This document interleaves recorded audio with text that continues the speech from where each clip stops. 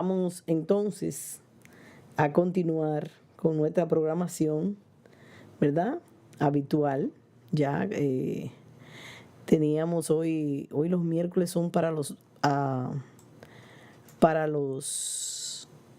médicos, pero por razones de que los médicos tienen hoy una conferencia sobre lo que es la subconfederación, cuando se formó y demás, nosotros entonces le vamos a dejar a ellos el espacio y vamos entonces nosotros a trabajar la parte nuestra. Vamos a leer nuestras noticias, vamos a dar la impresión de la visita especial que está haciendo Luis Arce en México, su primera visita, ¿verdad? Y después de venir en condiciones, diríamos, una situación un poco difícil, que justamente México, Argentina contribuyeron a que no pasara a males mayores, porque la idea de los golpistas en Bolivia era matar a Evo Morales y a la gran cantidad de dirigentes de alto nivel del MAS, como una forma de quitarle la cabeza, y sin cabeza, un cuerpo sin cabeza, no va a tener la oportunidad de hacer nada porque no tiene cabeza. Entonces, sencillamente, hoy estuvimos remembrando esa situación donde Ebrard, el canciller mexicano, hizo la narración, que ahora se ve muy sencilla y muy suave, pero en ese momento era una película de misterio. Al presidente Evo Morales lo fue a buscar la Guardia Nacional, la Marina Nacional, el Ejército de México, como un trabajo que hizo el presidente de Argentina y el presidente mexicano. Y prácticamente cuando iba la avioneta o el avión a buscarlo, el avión oficial de México en Perú, le dieron la oportunidad de abastecerse de combustible y lo dejaron pasar ningún problema. Cuando regresaban, le cortaron todos los medios de transporte habido y por haber y de abastecimiento de gasolina o de lo que usan, el combustible que usan los aviones. Bueno, fue tanto así que Perú se negó, Ecuador también se negó, y el presidente de Argentina habló con Paraguay. Paraguay aceptó ya a última hora que le permitieran abastecerse de combustible, y después fue más fácil. Pero ya ellos estaban perdiendo la esperanza de sobrevivir porque no tenían combustible. Además, no podían entrar o sea, no podían llegar. También Brasil le dejó pasar por sus zonas, pero era un bloqueo increíble. No importaba que fuera el avión militar de México que estaba viajando por ahí. Lo que importaba era que venía con Evo Morales y había que dejarlo caer en el avión, había que matarlo. De hecho, ya le habían hecho un atentado días antes de eso. Y Luis Arce estuvo conversando de las razones más graves, o sea, lo más fundamental por lo cual se dio ese golpe de Estado. Y habla de Tesla. Tesla es la creadora de los vehículos de electricidad, de no combustible. Y bueno, él decía que una de las preguntas que le hicieron al público, esa fue la mañanera de hoy, él estuvo presente y la gente tuvo la oportunidad de preguntarle a Luis Arce, presidente de Bolivia.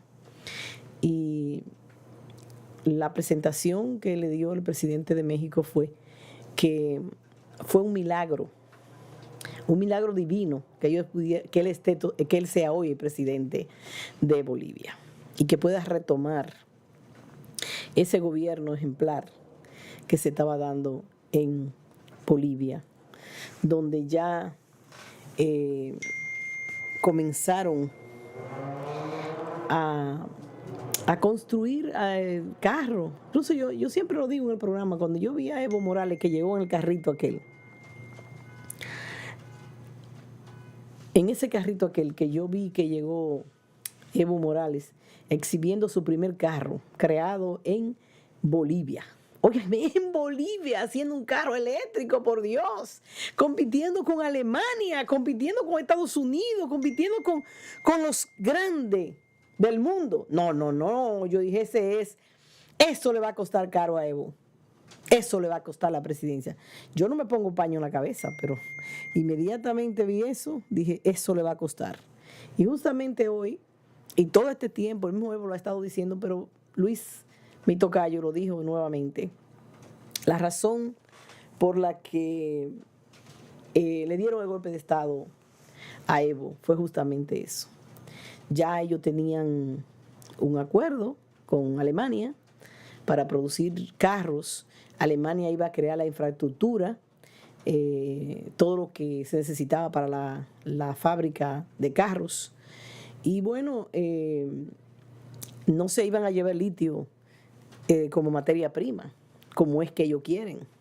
Como Europa es especialista en llevarse la materia prima y dejarle los huecos a los países.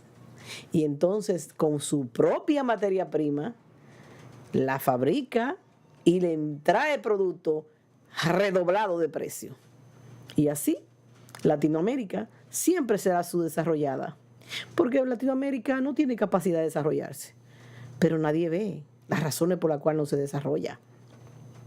Claro, tiene gobierno entreguista, gobierno que no se ponen de frente a defender su soberanía y lógicamente le entregan todo a las transnacionales. Si no, vayan, tocan la puerta de República Dominicana y verán que Canadá y Estados Unidos tienen su agosto en otro país. Hay muchas playas nuestras que ya no podemos entrar porque son playas privadas. No podemos entrar, son de monopolio. Pero la gente no se da cuenta de nada de esto. La gente, cuando tú le dices algo, dice, oh, tú eres comunista. Y salen corriendo ese cuco comunista porque el comunismo te va a matar. ¡Ay, el comunismo! Entonces tú dices, ¿y qué está haciendo el capitalismo contigo? No te está dejando morir en vida. Que tú eres una escoria cuando ya no puedes producir. Y como escoria se te tira a un rincón y si hay que quitarte los medicamentos para que te termine de morir, te lo quitan. Y si hay que crear una epidemia para matar viejitos, también se crean. ¿O qué es lo que tú crees? Por lo menos Luis estuvo diciendo, nosotros vamos a dejar el programa puesto cuando terminemos. Vamos a dejar la mañanera, que la está pasando Telesur. Déjenme ver si hay algunas informaciones así más derecha, pero de lo que yo pude de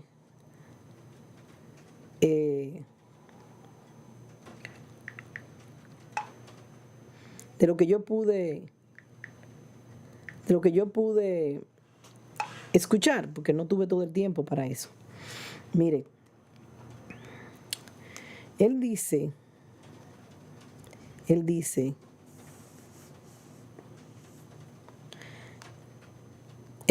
que le preguntan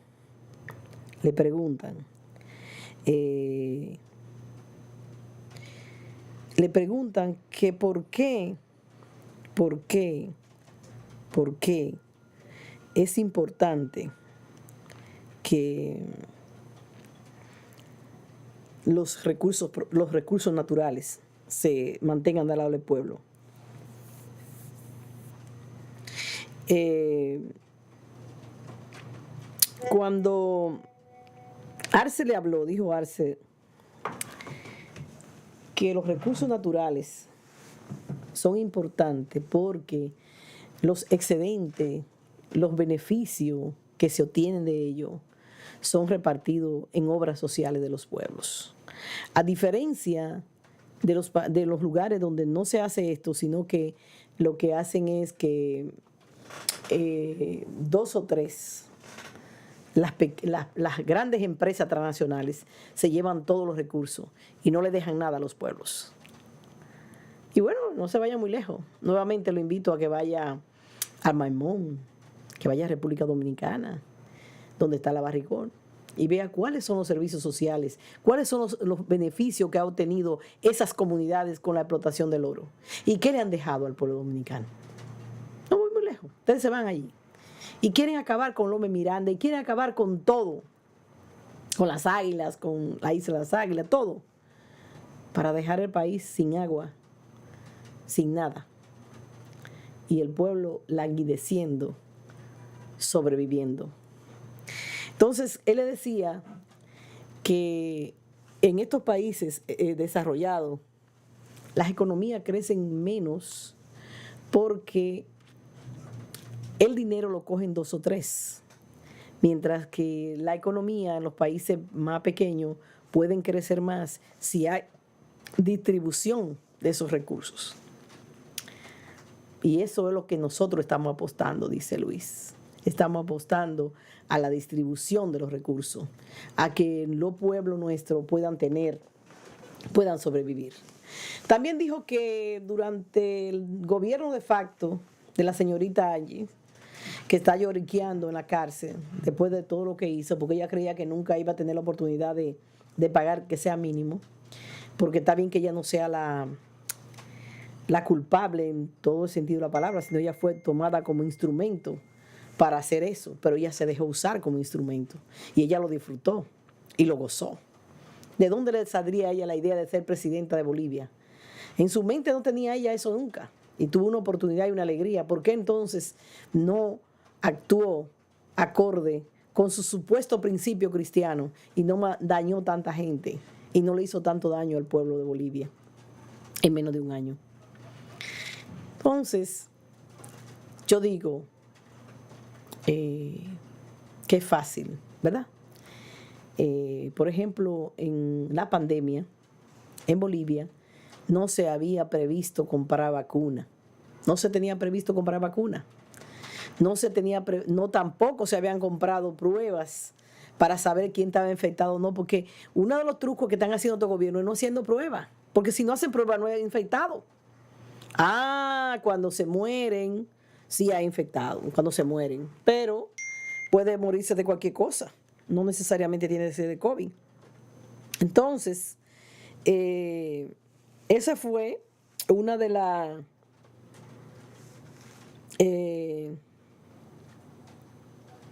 razones por la cual ellos no hicieron nada, no hicieron ningún plan.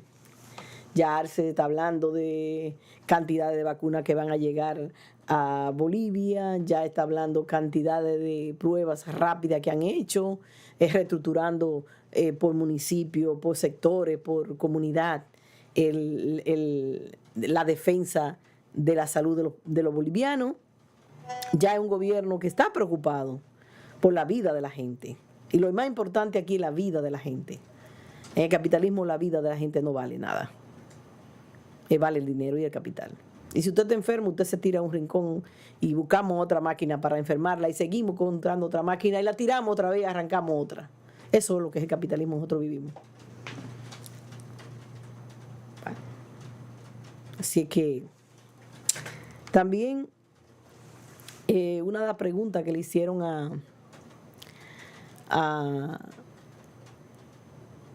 López Obrador, un gran presidente, mire, yo me sentí feliz de verdad, me sentí emocionada ver todos los presidentes sentados compartiendo y hablando y la gente preguntándole de todo y sin esconder ni maquillar las respuestas. Le preguntaron a hay un conflicto entre varios conflictos entre varias comunidades, pero hay dos que ahora mismo no me recuerdo el nombre, que la mencionaron ahí, y le estaban enrostrando la cara al presidente, que fue a la comunidad y que dijo que iban a resolver el problema del agua. Pero resulta que el problema del agua no se ha resuelto. Entonces el periodista le dice, usted fue allí y fue también el gobernador Morón, que es el de la zona, y dijo que sí, que en 2 días iban a resolver el problema. Pero ¿qué ha pasado? Inauguraron el pozo, pero no tiene agua. Entonces dice, tú estás haciendo esa acotación, esa pregunta, pero tú sabes bien que hay un conflicto de 2 comunidades y las 2 comunidades son pobres y son indígenas las 2. No es un problema de que una es alta clase u otra. Él hablaba también de que habían paramilitares. Ese mismo personaje hizo la pregunta y dijo, usted no ha permitido más concesiones petroleras, pero sin embargo esas concesiones no han parado el hecho de que otras compañías se vendan entre sí esas concesiones. Entonces López Obrador dijo, sí, nosotros lo paramos, pero ellos vendieron un 60% de las concesiones petroleras en el país, un 60%, en 5 años atrás. Imagínense ustedes con qué nos han dejado. Entonces nosotros lo que hicimos fue parar, no seguir vendiendo más concesiones. Y hemos recuperado algunas porque lo primero es que esas concesiones no pagaban impuestos, lo mismo que pasa en República Dominicana. Es para que no se vaya muy lejos. Yo le hablo de República Dominicana porque es el país que vivo, que conozco. No pagaban impuestos y cuando López Obrador llegó comenzó a exigirle impuestos. ¿Por qué? Porque la Constitución mexicana hubo una reforma y contempla que usted tiene que pagar impuestos de lo que usted está haciendo, donde quiera que usted esté trabajando. Usted tiene que pagar impuestos. Y si usted está sacando los recursos a la tierra, debe pagar impuestos. También dijo que la ley de energía, que ayer hacíamos un comentario, ellos no iban a sacar petróleo de manera desbordante, sino que lo iban a hacer en función de las necesidades de la comunidad y del país. Si cumplían con una cantidad X, eso era lo que iban a sacar. Porque ellos también tenían que saber que esas son materias no renovables y que hay una generación que viene atrás y que no le vamos a dejar petróleo porque lo estamos sacando todo. Mira, él se está preocupando de la generación que viene detrás de él y de que se debe tener cordura al extraer esos recursos no renovables. ¿Qué gobierno de México le importaba un comino, un carajo, ese tipo de cosas? Ninguno. Todo lo contrario. Formaba su compañía y también se compraban y se autovendían esas concesiones. Y después llevaban ese dinero fuera del país. Pero esas son de las cosas que conversaron allí. De ese discurso ahí adentro, de esa pregunta, de toda esa gente en esa comunidad preguntándole a él. Y le dijeron, ¿qué va a hacer usted con la salud en México? Porque hay muchas necesidades. Sí, nosotros antes de la pandemia teníamos programado hacer esto, 1, 2, 3, 4, 5 pasos. Pero llegó la pandemia y tuvimos entonces que enfrentar la pandemia. Y estamos en eso, enfrentando la pandemia. Ya vamos a tener más de 11 millones de vacunas en México. Tenemos ahora 9 y pico de millones de vacunas, pero llegan 2 esta semana. Tienen vacuna de AstraZeneca, tienen vacuna de Pfizer, China, también tienen vacuna de rusa. Así que es una preocupación permanente para defender a la población, para defender a los mexicanos. Los mexicanos tienen un gobierno que lo está defendiendo, está trabajando día y noche, trabaja más de 10 horas, a las 6, a las 5 de la mañana está tirado ya, dispuesto a irse a trabajar. No tiene un avión confortable, casi una casa de lujo dentro donde tenía que moverse, no, se mueve en camioneta se mueve en aviones públicos, porque él no es un desbaratador de dinero ni anda buscando lujo. Él simple y llanamente es Luis López Obrador, Manuel López Obrador, un presidente honesto. Lo mismo Luis hace, que a pesar de ser presidente, paga su servicio médico porque está recuperándose de un cáncer. Y él paga su servicio médico. Y viene y camina como que yo soy un empleado de este país y como empleado debo trabajar. Le preguntaron que cuál sería la opinión que haría sobre el problema del manejo de la economía. Y él habló, ahí fue que él habló de lo que están haciendo con los recursos naturales, con el litio. Y también dice que en el internet vieron un mensaje de Tesla donde decía que si ellos tenían que dar golpe de Estado, lo iban a dar por los recursos. Y bueno, lo dieron en Bolivia. Ahora se sabe que el Reino Unido participó y que participó Europa. Y por eso ustedes veían esa defensa y todavía siguen defendiendo a una señora que contribuyó, que le dio el ok. Ella la usaron de marioneta y le dio el ok para que maten, para que atropellen.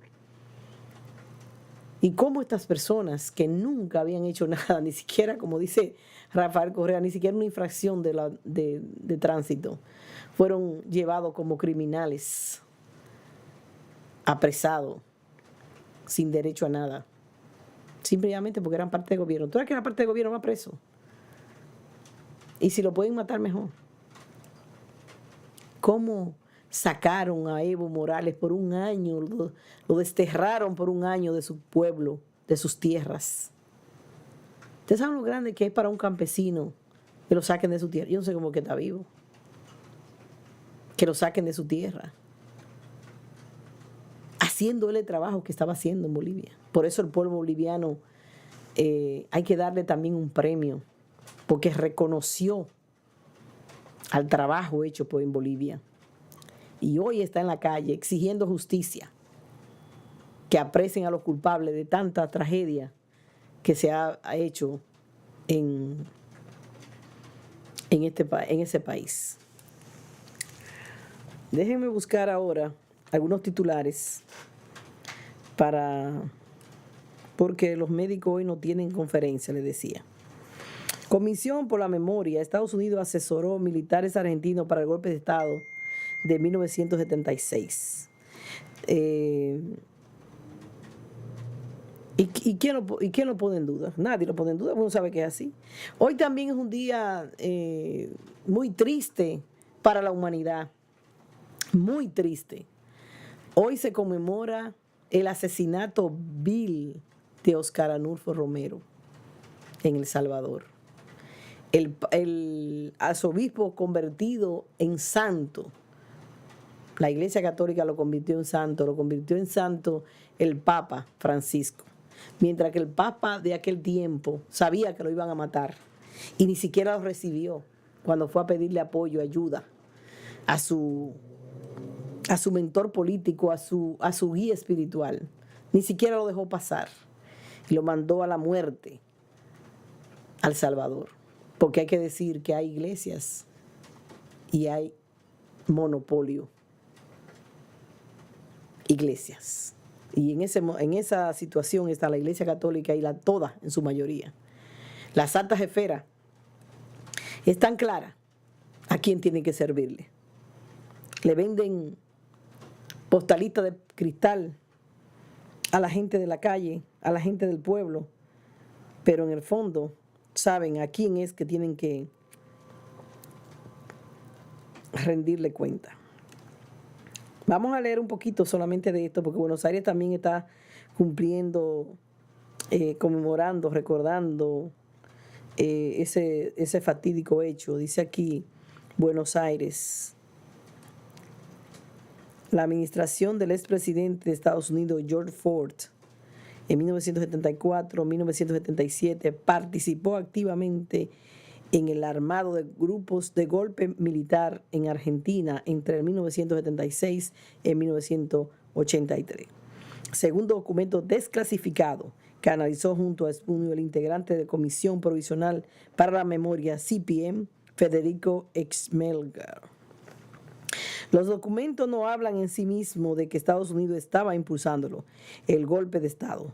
Ahora, que era parte del sistema de planificación y venía asesorando en función de cómo eso iba a impactar en la opinión pública y de cómo identificaban ellos este rol en la lucha contra el comunismo. Eso es indudable.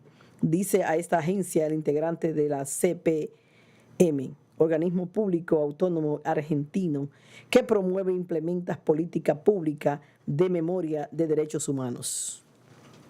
La Embajada de Estados Unidos en Argentina esperaba días previos al golpe de Estado del 24 de mayo de 1976, un gobierno militar por un periodo prolongado y de una severidad sin precedente.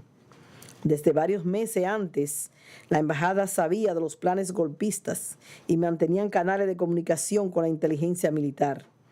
Dicen los documentos publicados por el Archivo Nacional de Seguridad de la NASA, por sus siglas en inglés, en Washington, a lo cual Argentina cedió en el marco del convenio de cooperación entre esas agencias, la CPM y la Universidad Williams y Mary. Los documentos fueron publicados en el marco del aniversario de 45 de la última dictadura argentina, del aniversario 45 de la última dictadura argentina. Ya en febrero de 76, la embajada advertía que el gobierno militar incurriría en violaciones de derechos humanos.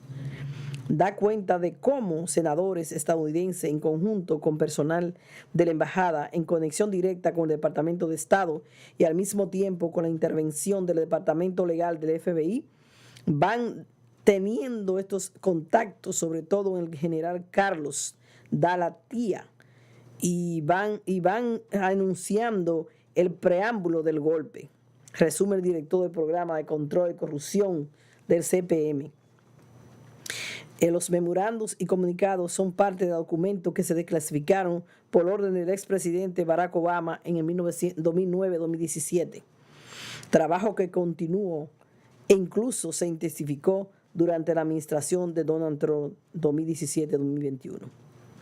Reconocimiento internacional. Los documentos hablan de práctica diplomática del pasado, pero también del presente. La Embajada de Estados Unidos había garantizado a los militares que reconocieran el golpe de facto, constituido como junta militar, aún sabiendo que implementaría una política más dura en materia represiva. Estados Unidos defendió la figura de Jorge Rafael Videla, uno de los presidentes de la junta militar, a quien calificó de moderado, en comparación quizás con los generales de las Fuerzas Armadas y su intentona de derrocar a los presidentes María Estela Martínez de Perón en 1974-1976, un año antes. Estados Unidos también facilitó la política de armada de consensos internacionales para dar reconocimiento al gobierno de facto de Argentina, pero también de otros países de la región. En los documentos desclasificados, uno de los tópicos más que se abordan en el tema es el Plan Cóndor. Eso tuvo una coordinación articulada por el Departamento de Estado y determinados organismos de inteligencia. Revela Echemil. En los documentos aparecen menciones aún articulaciones represivas en las que otros gobiernos latinoamericanos como Chile, Paraguay, Uruguay estaban en la coordinación. Otro de los casos que demuestra es que ya desde mayo de 75 se venía gestando en el área de la inteligencia lo que iba a ser el preludio de la persecución y seguimiento a trabajadores del área obrera de la zona norte de la provincia de Buenos Aires, donde están afiliados varios multinacionales como la Ford, Volkswagen, Mercedes-Benz, hoy procesado por posiblemente entregar trabajadores sindicalizados a la fuerza. El general Dalatí dejó en los militares argentinos reconocieran el hecho de que tendrán que ocuparse de varios sindicatos que se opondrán a un golpe militar, pero que estaban dispuestos a hacerlo. Transcribe el agregado legal de la embajada y añade creen también que el gobierno ha tomado el control de demasiadas industrias privadas y que muchas de ellas deberían volver al control privado con el fin de alentar la inversión. Cuando los militares se fueron del poder en el 83, los resultados de esos alineamientos de gobierno quedaron claros. 32% de los desaparecidos durante el terrorismo de Estado eran obreros febriles. La estructura productiva de Argentina quedó severamente resentida y la deuda externa ilegítima contraída durante esos años se arrastró por décadas. El hallazgo llegó en un momento sensible para Argentina y que no tiene que ver con la efeméride. La administración de Alberto Fernández protagoniza una dura pelea con el sistema judicial y ha recortado los fondos de la agencia de inteligencia, para lo cual prometió una profunda reforma. En opinión de Che Miguel, esta desclasificación es un elemento para seguir generando verdad y explicar la complejidad que implica el golpe de Estado en Argentina, en el que se articularon dinámicas internas, error que ocuparon los organismos de inteligencia en el sistema de terminio y como estaba empalmado con una doctrina hemisférica que lo llevaba adelante el Departamento de Estado de Estados Unidos. ¿Por qué? Tal como dice el investigador, la participación de la agencia de inteligencia en la política latinoamericana no es una novela de espía, es una cuestión de fondo. Eso no lo digo yo. Eso no me lo invento yo. Esos son documentos que existen en Estados Unidos, que cada cierto tiempo aquí desclasifican documentos y encuentran todas las cosas que la gente decía, que no tenía razón, que no tenía la verdad, que no tenía, no la verdad, sino que no tenía prueba. Después, como una forma burlona, se desclasifican esos documentos y uno se entera.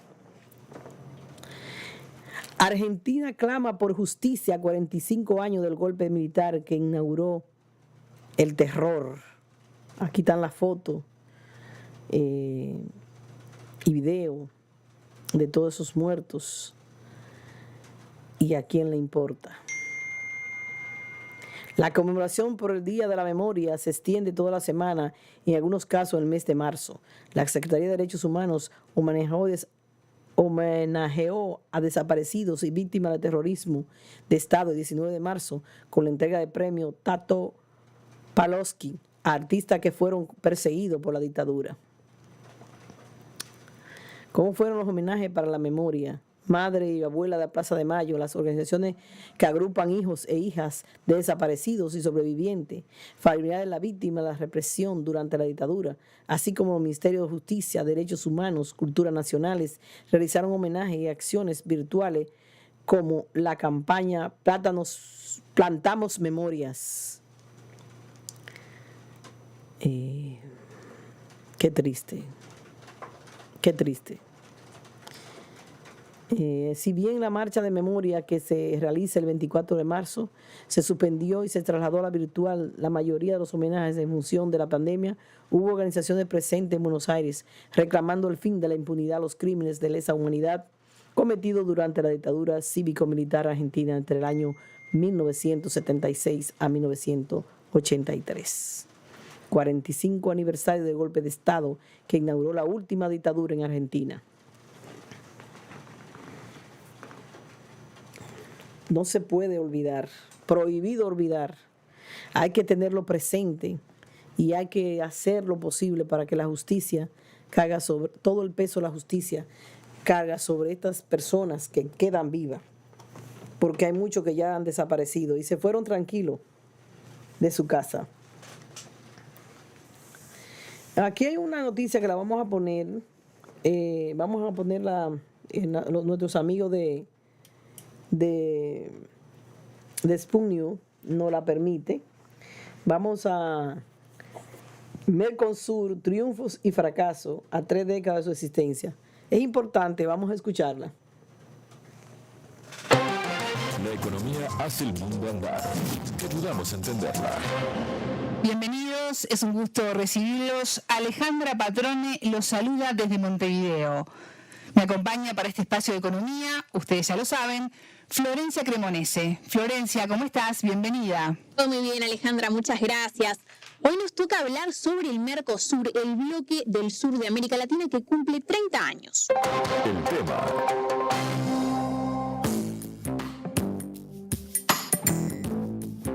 El Mercado Común del Sur, o Mercosur, como mejor lo conocemos, está de aniversario porque este 26 de marzo cumple años de su fundación. Un Mercosur que recordemos que está integrado desde sus inicios por Argentina, Brasil, Uruguay y Paraguay, y al que posteriormente se sumó Venezuela, que en este momento se encuentra suspendida. Además tiene varios países asociados como Bolivia, que está en proceso para adherirse, así que cambiaría en el futuro cercano, digamos, de estatus. Y luego están Chile, Colombia, Ecuador, Guyana, Perú y Surinam también como países asociados. Un bloque, Florencia, que surgió con la doble misión de lograr una integración económica y también comercial, pero que además incluye la facilidad para el tránsito de las personas y las oportunidades educativas, entre muchas otras cosas. Exactamente, a veces nos falta un poquito darnos cuenta de que también están estas otras cosas más sociales, si se quiere, aunque es, por supuesto, un bloque que nació con intereses económicos. Los logros fueron muy disparejos en las distintas épocas desde su existencia, en estos 30 años. Por un lado, los primeros años fueron de un trabajo muy vertiginoso y fructífero que se tradujo sobre todo en un aumento del comercio intrabloque. Pero, sin embargo, se fue diluyendo. Recién podríamos decir que en estos últimos años hubo de nuevo un avance interesante con el tratado entre el Mercosur y la Unión Europea, al que igual le falta mucho para concretarse. Hablamos sobre todo esto con la economista argentina radicada en Uruguay, Rosario Campos, consultora especializada en comercio internacional y temas agropecuarios. La escuchamos. Principalmente los logros del Mercosur se dieron dos planos principales. En los inicios del Mercosur, desde 1991 y toda la primera parte de la década del 90, lo que se logró con el Mercosur fue una mayor interdependencia entre los países del bloque. Y aumentó el comercio intrazona, y todo eso se dio en un marco de reformas macroeconómicas que impulsaron un mayor crecimiento económico de los países del bloque.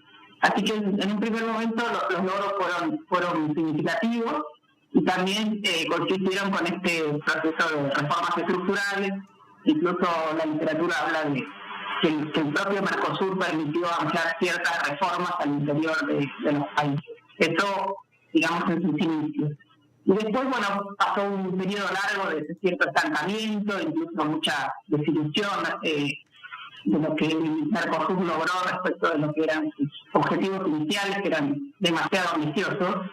Sin embargo, hacia 2019 yo creo que se logró un gran hito en términos de la agenda externa del Mercosur, que estaba muy estancada, con la conclusión de las negociaciones del acuerdo Mercosur-Unión Europea.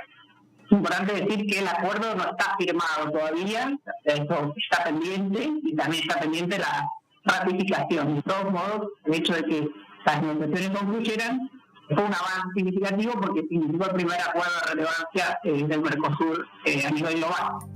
Ahora, esos 20 años en los que se vieron pocos avances son la muestra de las dificultades que enfrentó el Mercosur y son una muestra de algunos de los problemas que todavía hoy enfrenta. Temas como el arancel externo común, sobre el que hay opiniones prácticamente que opuestas entre algunos de los miembros. Muy divididas. Totalmente, y también estamos en esa misma línea en esta voluntad de flexibilizar los intercambios y las negociaciones por fuera del bloque. Ahí también hay falta de acuerdos y es una debilidad realmente y un escollo que tiene el Mercosur todavía hoy. Los problemas que ha tenido el Mercosur se refieren a toda la agenda interna. En la literatura se habla de una unión aduanera imperfecta, ¿no? Que es todo lo que no se logró en materia de libre circulación de bienes y de servicios al interior del bloque, que también otro problema son las perforaciones al arancel externo común. Hay mucho por trabajar que no se ha logrado en los últimos 20 años. Si bien los primeros 10 fueron de avances, los siguientes 20 fueron de ciertos retrocesos, ¿no? Incluso esto se da, muchas veces se mira el coeficiente del comercio intrazona como un indicador de la integración, eso es cuánto de las exportaciones que cada uno de los países del bloque exporta al bloque, cuál es esa participación del total del comercio. eso fue decayendo desde fines de la década del 90 hasta la actualidad, y eso fue tanto por estos problemas de funcionamiento de la Unión Aduanera, como también lo que sucedió con todo el comercio extrazona, que apareció China, apareció Asia, y entonces todas las exportaciones se destinaron, principalmente todas las exportaciones agroindustriales, ¿no?, con destino a Asia, y en la suba del precio de estos productos determinó que lo más relevante en el comercio total fueran las exportaciones hacia afuera del Mercosur. De todos modos, hay desafíos, pero hay que reconocer aspectos positivos, ¿no? Y son temas que deben resolverse hacia adelante. Uno de ellos es, por ejemplo, el arancel externo común debería bajar. O sea, tenemos, por un lado, ¿no?, Argentina y Brasil, que son los países más grandes y a la vez los más cerrados. ¿Qué quiere decir los más cerrados? Son los que en los que el comercio participa poco en el producto bruto. Por otra parte, Uruguay, que es un país pequeño, requiere una mayor apertura. También Argentina y Brasil deberían aprovechar más el comercio, pero en el caso de Uruguay, que es un país pequeño, esto todavía se nota más.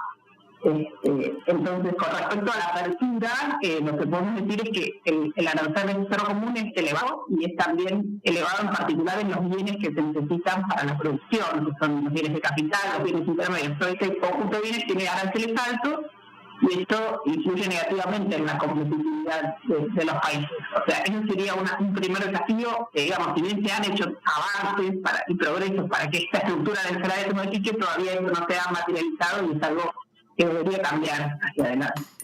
Algo que se hizo notorio, sobre todo en los últimos años con los gobiernos de signo político opuesto dentro del bloque, es que las políticas no se logran construir a largo plazo, salvo en el caso del tratado con la Unión Europea. Sí, cada cual llega y quiere cambiar el Mercosur. Sí, y eso muestra una gran debilidad que se ve menos en otros bloques, por ejemplo, como la Alianza Pacífico o la propia Unión Europea, sin dudas, porque le quita proyección. De eso también nos habló la economista. Las diferencias sí se han hecho evidentes en este último tiempo, por ejemplo, Brasil buscando una mayor flexibilización, que es lo que ha planteado ahora más recientemente, y Uruguay también se ha unido en esta posición. Y sí, es cierto, hay diferencias que en realidad no debieran ser las que condicionan a la evolución de la agenda externa del bloque, digamos. Deberían todos buscar lo que es mejor para los países en el largo plazo o en periodos de tiempo más largos. Justamente el planteo de flexibilización creo que es un desafío que se ha planteado, y es importante que se resuelva de alguna manera. Ahí lo que hay que ver es jurídicamente cómo se resuelve, porque en la Unión Aduanera y digamos, la política externa común lo que determina es que los 4 países deben negociar en conjunto. Pero como eso ha tenido pocos avances, con la excepción del cierre de las negociaciones con la Unión Europea, lo que Brasil y Uruguay plantean es que sería mejor que cada uno avance según sus propios intereses y velocidades para evitar esta cerrazón o esta tendencia a no tener acuerdo con el mundo. Y eso creo que es relevante, porque también algo que es muy interesante es que muchas veces el Mercosur se ve como un bloque que ha permitido la mayor diversificación industrial, que es cierto, pero también no hay que olvidar que los 4 países tienen ventajas competitivas en la agroindustria, y ahí es donde se requiere, dado que el comercio agroindustrial es muy cerrado a nivel global, es donde se requieren mayores acuerdos. O sea, para colocar su producción en el mundo se requieren acuerdos para que les den acceso preferencial a esos bienes. Entonces, si los países no logran acuerdos, es muy difícil colocar la producción y escalar en un mayor grado de elaboración de estos productos agrícolas. Por lo que yo considero que lo que sería fundamental es una renovación de la agenda externa y lograr cada vez más acuerdos que permitan a los países del bloque colocar su producción en los mercados externos. Escuchábamos a la economista argentina radicada en Uruguay, Rosario Campos, consultora especializada en comercio internacional y temas agropecuarios. Muchas gracias, Florencia. Un placer. Contante y sonante desde Montevideo. Bueno, terminó ahí la noticia desde Montevideo. Vamos a ver otras noticias aquí. Para nosotros seguir, por ejemplo, alerta aumento de casos de COVID en Uruguay, sin clase y sin turismo. Miren bien, vamos a ver esta noticia nada más rapidito. Sputnik está en órbita. Giramos alrededor del planeta para acercarte la noticia. Bienvenidos, es un gusto recibirlos. Karen Todorov y quien les habla, Alejandra Patrone, los saludan desde Montevideo. ¿Cómo están? Un gusto saludarlos. Vamos con los títulos del día. Comienza En órbita. Una selección de noticias para que sepas lo que realmente importa. Titulares. Nunca más. Se cumplieron 45 años del último golpe militar en Argentina. Elecciones en Israel. El primer ministro Benjamín Netanyahu vence, pero no alcanza la mayoría parlamentaria. Pandemia en Uruguay. Trabajadores de la educación reclaman cambios una vez que se retome la presencialidad en las aulas. Crisis en Birmania. Fueron liberados cientos de detenidos durante las protestas contra el gobierno militar.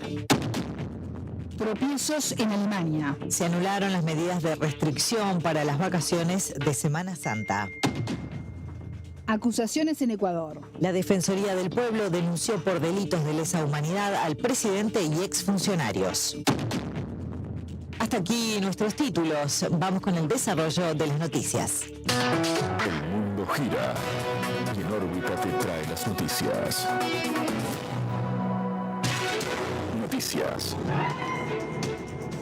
Nunca más. Se cumplieron 45 años del golpe militar que inició la era más oscura de la historia argentina. El presidente Alberto Fernández envió un abrazo con amor y respeto a las madres, abuelas, hijos y familiares que perdieron a sus seres queridos en la tragedia. El mandatario pidió castigo para quienes causaron semejante daño. El 24 de marzo de 1976, las Fuerzas Armadas derrocaron al gobierno de María Estela Martínez de Perón y tomaron control de los medios de comunicación estatal. Anunciaron el golpe de Estado, el estado de sitio y la ley marcial y advirtieron a la población sobre los riesgos de no acatar sus órdenes. Esa misma jornada fueron secuestrados por las fuerzas de seguridad cientos de trabajadores, estudiantes, líderes sindicales y militantes políticos. Los militares ejecutaron un plan sistemático e institucional de terrorismo de Estado que incluyó la desaparición de personas y apropiación de bebés. La dictadura liderada por el general Jorge Rafael Videla fue apoyada por la Iglesia Católica, grupos económicos, las élites y el gobierno de Estados Unidos. En Argentina comenzaba una era de terror y oscurantismo que duraría hasta diciembre de 1983. Sobre aquel momento de la historia del país sudamericano y su contexto político, Sputnik conversó con el historiador argentino Hernán Camarero. Los militares se acostumbraron a intervenir ante las recurrentes crisis políticas de Argentina con mucha frecuencia, ¿no? Después del 30 volvieron a producir el golpe del 4 de junio del 43, tuvieron una alta participación no solo en los 3 años del régimen militar, sino luego durante la década de gobierno de Perón. Perón le dio la participación a las Fuerzas Armadas importante. Los golpes del 66 y el 76 tuvieron la característica de que fueron golpes que se prepararon para instaurar el gobierno, se hizo un nuevo régimen político, por ahí O'Donnell lo llamó un régimen burocrático autoritario de larga duración. Es decir, que lo primero que establecieron fue que no nos venimos a quedar poco tiempo, porque la tarea que tenemos es una tarea de reorganización del país, de reestructuración del país, ¿no? Para extirparle al país los males profundos que la aquejan. Eso ya empezó, ese discurso organicista empezó con Onganía en el 76, ¿no? Que decía, bueno, los problemas de Argentina se solucionan con una aspirina o con una cirugía menor, sino con una cirugía mayor, ¿no? Porque, bueno, el problema de Argentina, muy años 60, doctrinas contrainsurgentes, ¿no? Doctrinas de la seguridad nacional en plena Guerra Fría, el enemigo se planteó que era ese tumor, ese cáncer que aquejaba a la sociedad y a la política argentina, era la llamada subversión. Y bueno, para extirpar la subversión había que aplicar cirugía mayor. El golpe fue planificado en el marco del Plan Cóndor, un sistema clandestino de coordinación represiva en Latinoamérica promovido por Washington. El objetivo de los militares eran sobre todo los activistas sindicales y militantes de izquierda y del peronismo, que representaban el grueso de los 30.000 desaparecidos. La primera frase de Videla fue parecida a las de Onganía. El proceso de reorganización nacional tiene objetivos, pero no tiene plazos. Es decir, no sabemos cuánto va a durar. Finalmente sabemos que duró 7 años, muy parecido a lo que fue el anterior ciclo, ¿no? Del régimen de la Revolución Argentina, que duró también 7 años. Los militares argentinos miraban el caso de Chile, miraban el caso de Brasil, miraban también el caso de Uruguay, donde el golpe había triunfado en el 73 también, duró más, duró por tanto 11 años. En ese sentido, la dictadura argentina fue más corta, pero no porque los militares lo quisieron. Los militares se prepararon para un largo ejercicio del poder y esta vez sí llevar digamos, el puñal, clavar el puñal hasta el hueso. O sea, destruir a la subversión militar, política, y agregaría, y culturalmente, porque es muy interesante que a la subversión se la derrotaba con las nuevas técnicas que los militares empezaron a proponer, ¿no? Que es el método de la desaparición de personas, es decir, secuestrar a los responsables de la subversión en sentido amplio. No solamente ellos lo tienen muy claro, no solamente combatientes, los combatientes eran muy pocos. La clave ahí era a los activistas sindicales, ¿no? Que fue lo grueso de los desaparecidos. Es decir, practicar el método de la desaparición, del secuestro ilegal, clandestino, para no declararlo, para que el Estado apareciera como no responsable, ganar tiempo, evitar el movimiento de solidaridad.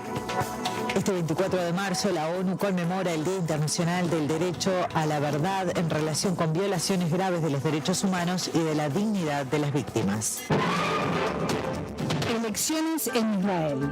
El primer ministro Benjamín Netanyahu vence, pero no alcanza la mayoría parlamentaria. Los resultados preliminares del 90% de los colegios electorales indican que el premier no podrá formar gobierno por séptima vez. El bloque de derechos que apoya a su partido conservador, el Likud, ganó 59 escaños, 2 menos que la mayoría necesaria. Detrás quedaron el centrista Yesh Atid con 18 asientos, el ultraortodoxo Shas con 9 y el centrista azul y blanco liderado por Benny Gantz con 8. Fue clave el ingreso al Parlamento de Lista Árabe Unida, que con 5 escaños alejaría al Likud de la mayoría, aunque este es apoyado por el ultraderechista Yamina.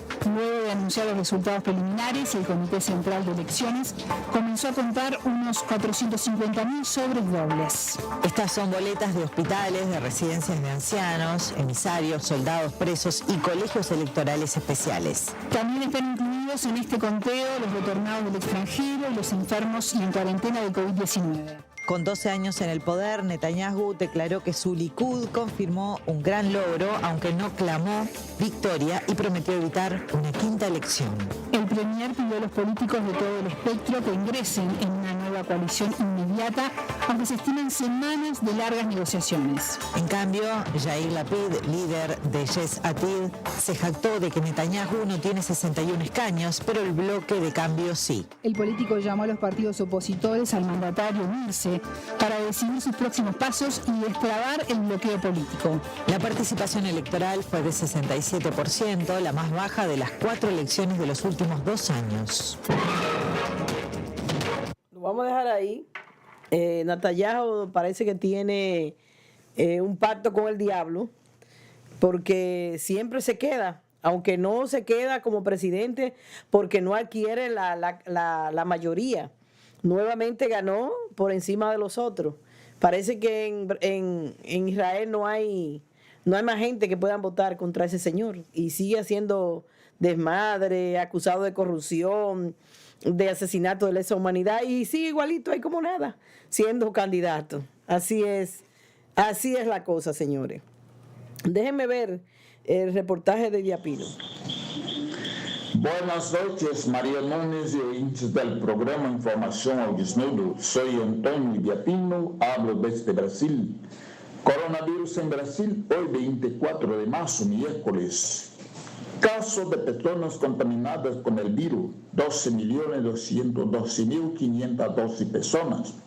Óbitos, 301.927 personas han fallecido hasta el día de hoy. Y en las últimas 24 horas se han muerto 3.251 personas. Y la situación sigue grave. Hace falta vacuna, hace falta lecho y ya empieza a faltar oxígeno. Y según las informaciones de los propios trabajadores de la salud, hay ciudades que hay un poco más de 100 personas esperando por un lecho en los hospitales de distintas ciudades. Ayer se pasó un capítulo más acerca del golpe de Estado en Brasil, cuando decíamos que se trataba de un golpe dado por la élite contra el gobierno de los trabajadores. Nadie aceptaba. Y luego Maduro decía, Lula es un ladrón. Por muchos años, los acusadores del presidente Lula hicieron todo lo posible para encontrar alguna cosa para mostrar que Lula era un hombre deshonesto. Esos acusadores no han encontrado nada. Pero ellos, que son los verdaderos miserables, han creado una historia aparentemente muy bien hecha. Ellos, en su historia, dijeron que el presidente Lula tenía un apartamento y que ese apartamento había sido donado por una empresa como propina. Pero los miserables deshonestos tuvieron que producir pruebas ilegales para mostrar su historia como verdadera. Para eso han formado una pandilla compuesta por miembros del Ministerio Público, por miembros de la justicia y por la gente de la prensa. La justicia, juntamente con el Ministerio Público, creaba las pruebas falsas y la prensa daba la noticia. Y por último, la derecha hacía una marcha con el título por Dios, por la familia y por la patria. Y así, el Dios de ellos y los bandidos, que son ellos propios, han triunfado porque han dado el golpe y han sacado los derechos de los trabajadores y del pueblo de Brasil, pero no han triunfado por mucho tiempo, porque ahora la verdad ya empieza a aparecer. Ayer el Supremo Tribunal Federal de Justicia ha tornado el jefe de la pandilla, Sérgio Fernando Moro, y su escudero, Dallagnol, procurador sospechoso del Ministerio Público, sospechosos e inmorales, por lo tanto criminales.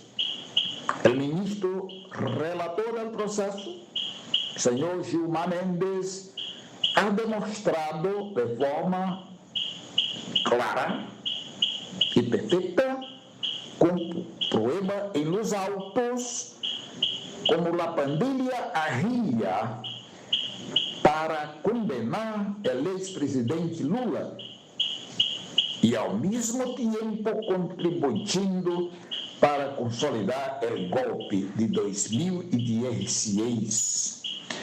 Ahora sí queda claro que hay fuerzas muy poderosas agindo en América Latina para desplazar a las organizaciones sociales que luchan en defensa del pueblo y de ese modo intenta afixar su proyecto neoliberal. Por lo tanto, hay que seguir vigilante. Ayer hubo un panelazo en contra Bolsonaro en muchas de las grandes ciudades brasileñas. El pueblo ha protestado contra la incapacidad administrativa de Bolsonaro y además pidió vacuna y plan para mejorar la situación de la economía. Y el día de hoy siguió las manifestaciones que ocurrieron de distintas maneras. Centrales sindicales, sindicatos, partidos de izquierda y los movimientos sociales, Pueblos Sin Miedo y Frente Brasil Popular han sido los protagonistas de las manifestaciones del día de lucha contra el gobierno del señor Jair Bolsonaro. Coronavirus. Desde que empezó la pandemia, ayer 23 de marzo, ha sido el peor día para el pueblo brasileño, visto que ha muerto 3.251 personas, lo que significa que murió más de 2 personas por minuto. Más de 2 personas por minuto. ¿En qué país del mundo ocurre una cosa de esa? Solamente en el Brasil del señor Bolsonaro. Bueno, era lo que teníamos para hoy, pero ustedes ya lo saben, quédense aquí en el programa Información al Desnudo, en la compañía de la comandante María Núñez y su equipo. Es muy bueno quedarse con ella. Buenas noches. Buenas noches. Me voy también yo y de Apino. Pero Bolsonaro salió hoy en la noticia que está creando un comité especial para manejar el coronavirus. Parece que ya la cuota de muertos que él tenía en su cabeza se dieron y ahora va a formar el comité con los gobernadores para comenzar a atacar el coronavirus con tantos muertos en su conciencia.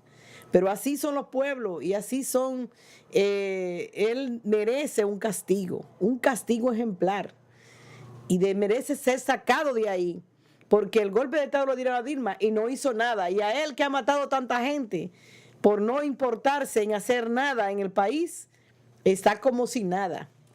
Así que lo vamos a dejar ahí, nos vamos, y mañana vamos a tener con nosotros los enfermeros de la República Dominicana que van a hablar sobre la situación de los enfermeros durante la pandemia. Esperamos que no haya ningún problema de conexión y mañana podamos tener a los amigos al secretario general de enfermeros de República Dominicana hablando de la situación del país con relación a la pandemia y el trabajo que se ha venido realizando antes del gobierno y después de este gobierno.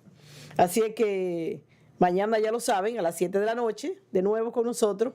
Y hoy estuvimos pasando el monólogo y las diferentes actividades culturales que se está haciendo en el Comisionado de Cultura Dominicana. Hubo algunos inconvenientes técnicos, no se escuchaba bien a los actores, se oía una música fuerte y casi no se escuchaba nada de los actores, pero se les dio la hora para que ellos hicieran su trabajo. Y ayer también, pero ayer no pudimos conectarnos con ellos. Así que ya lo saben, nosotros, aparte de la noticia, estamos haciendo un esfuerzo por conectar otros programas. A las 5 de la tarde también está la voz al caer la tarde, una voz al caer la tarde, a las 5 de la tarde, que también es un programa viejo dominicano. Y vamos así a integrar otros programas, estamos haciendo el esfuerzo para integrar otros programas en nuestro espacio, porque ya estamos desarrollando, ¿verdad? Tenemos ya un buen equipo y podemos hacer mejor el trabajo. Necesitamos que ustedes se vayan a YouTube, nos den un like y sigamos adquiriendo más personas. Además, más adelante les vamos a dar un número de cuenta para que si ustedes quieren enviarnos $5, $10, se lo agradeceríamos para seguir asumiendo el compromiso de pagar nuestros equipos que hemos adquirido. Así que muchísimas gracias y será hasta mañana, donde de nuevo estaremos con ustedes. Cuídense del coronavirus. El coronavirus no es un juego, es una enfermedad grave que necesita del cuidado de cada uno de nosotros. Lávense la mano, protéjanse, usen mascarilla y si pueden vacunarse, no hay de otra, porque parece que va a ser universal la vacuna. El que no se vacune quizás no va a poder salir a ninguna parte. Yo no soy de la que motivo la vacunación, aunque alguien dice que vacunarse es una acción de amor, pero yo no sé, realmente no puedo decir muchas cosas, aunque me la vaya a poner, yo me la voy a poner porque no me queda de otra. Después mañana nos digan, mira, esta mujer estaba enferma de los pulmones, no se puso la vacuna sabiendo que tenía que protegerse. Yo estoy haciendo todo lo posible para poder estar con ustedes por largo tiempo aquí conversando con ustedes. Muchísimas gracias a todos nuestros amigos que han estado ahí en nuestro programa Información al Desnudo de todos los días, de 7 a 9 de la noche. Así que cuídense y será